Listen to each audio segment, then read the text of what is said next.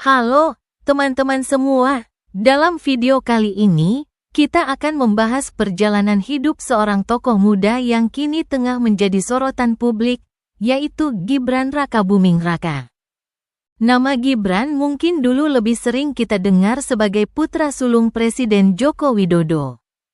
Namun, siapa sangka bahwa sosok yang dulu dikenal sederhana dan pemalu ini kini menjabat sebagai Wakil Presiden Indonesia pada usia 37 tahun, sebuah pencapaian yang memecahkan rekor sebagai Wakil Presiden termuda dalam sejarah bangsa kita. Di balik pencapaiannya, ada cerita panjang penuh kerja keras, kegigihan, dan semangat untuk memberikan kontribusi terbaik bagi masyarakat. Bukan hanya perjalanan politiknya yang menarik untuk diulas, tetapi juga perjalanan hidupnya dari masa kecil hingga menjadi seorang suami, ayah, dan pengusaha sukses. Dalam video ini, kita akan menggali lebih dalam bagaimana Gibran tumbuh dalam keluarga sederhana di Surakarta, merintis karir dari nol di dunia bisnis, hingga memantapkan diri sebagai pemimpin yang visioner. Jadi, duduk santai, simak sampai habis, dan jangan lupa untuk like, share, dan subscribe untuk mendukung channel ini. Masa kecil di Surakarta. Gibran Rakabuming Raka lahir pada tanggal 1 Oktober tahun 1987 di Surakarta, Jawa Tengah. Sebagai putra pertama dari pasangan Joko Widodo dan Iriana, Gibran tumbuh dalam lingkungan keluarga yang sederhana, tetapi penuh kasih sayang. Ayahnya saat itu adalah pengusaha mebel kecil, sementara ibunya selalu mendukung pendidikan dan kehidupan anak-anaknya. Gibran dikenal sebagai anak yang pendiam, tetapi ia menunjukkan karakter mandiri sejak usia dini. Nilai-nilai kerja keras yang ditanamkan oleh orang tuanya menjadi fondasi penting dalam hidupnya. Bahkan saat kecil, Gibran lebih suka menghabiskan waktu membaca buku atau membantu ibunya, daripada bermain seperti anak-anak lain. Sebagai anak sulung, Gibran memiliki tanggung jawab lebih besar untuk menjadi contoh bagi dua adiknya, Kahiyang Ayu dan Kaesang Pangarep. Kedekatannya dengan keluarga inilah yang membentuk karakter Gibran menjadi pribadi yang kuat dan tangguh. Pendidikan dan pengalaman di luar negeri. Setelah menyelesaikan pendidikan dasar di Surakarta, Gibran melanjutkannya ke Orchid Park Secondary School di Singapura. Kehidupan di luar negeri memberinya banyak pelajaran tentang kemandirian. Gibran tidak hanya belajar di kelas, tetapi juga dari kehidupan sehari-hari, di mana ia harus menghadapi tantangan hidup jauh dari keluarga.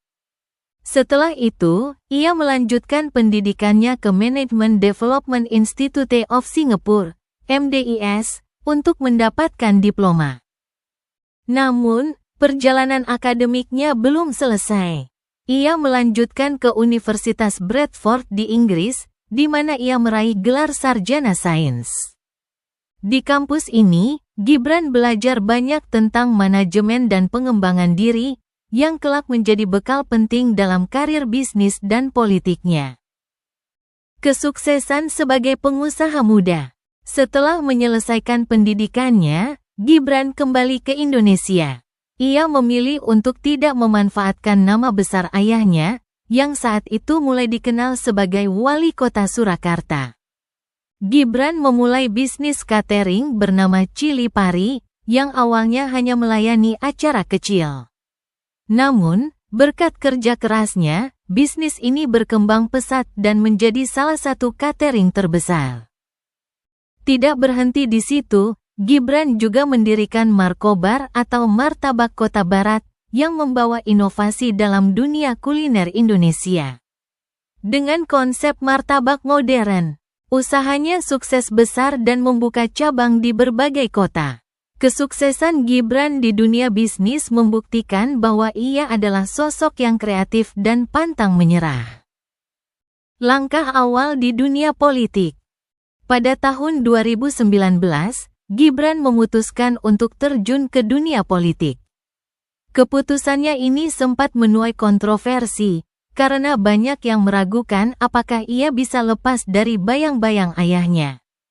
Namun, Gibran membuktikan bahwa ia mampu berdiri di atas kakinya sendiri. Pada tahun 2020, ia mencalonkan diri sebagai wali kota Surakarta. Dengan visi yang segar dan pendekatan modern, ia berhasil memenangkan hati masyarakat dan terpilih sebagai wali kota. Selama masa jabatannya, Gibran fokus pada inovasi pelayanan publik, pengembangan infrastruktur, dan penanganan pandemi COVID-19. Keberhasilannya ini menjadi batu loncatan untuk langkah yang lebih besar. Pada tahun 2024, Gibran menerima tawaran untuk mendampingi Prabowo Subianto sebagai calon wakil presiden.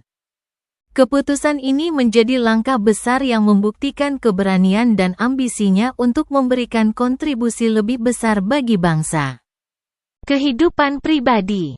Di tengah kesibukannya, Gibran tetap memberikan perhatian besar pada keluarganya. Pada tahun 2015, ia menikah dengan Sally Ananda, yang merupakan putri Solo 2009. Dari pernikahannya ini, mereka dikaruniai 2 anak, yaitu Yan Etes Srinarendra dan Lalembah Manah. Keluarga kecil ini sering menjadi perhatian publik, terutama Yan Etes yang kerap mencuri perhatian dengan tingkah lucunya. Gibran menunjukkan bahwa meskipun ia sibuk sebagai pengusaha dan politisi, keluarga tetap menjadi prioritas utama dalam hidupnya.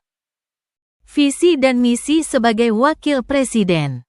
Sebagai wakil presiden, Gibran membawa visi besar untuk memajukan Indonesia dengan pendekatan yang lebih inklusif dan inovatif. Ia ingin mengembangkan ekonomi kreatif, memberdayakan generasi muda, serta meningkatkan kualitas pelayanan publik. Gibran percaya, dengan semangat kolaborasi, Indonesia bisa menjadi negara yang lebih maju dan kompetitif di panggung dunia. Dari seorang anak pengusaha kecil di Surakarta hingga menjadi wakil presiden termuda dalam sejarah Indonesia, perjalanan hidup Gibran Rakabuming Raka adalah inspirasi bagi kita semua. Ia membuktikan bahwa dengan kerja keras, keberanian, dan dedikasi, mimpi besar bisa terwujud. Bagaimana pendapat kalian tentang sosok Gibran Rakabuming Raka? Apakah ia akan membawa Indonesia ke arah yang lebih baik? Tulis komentar kalian di bawah, dan jangan lupa untuk like, share, dan subscribe untuk mendukung channel ini.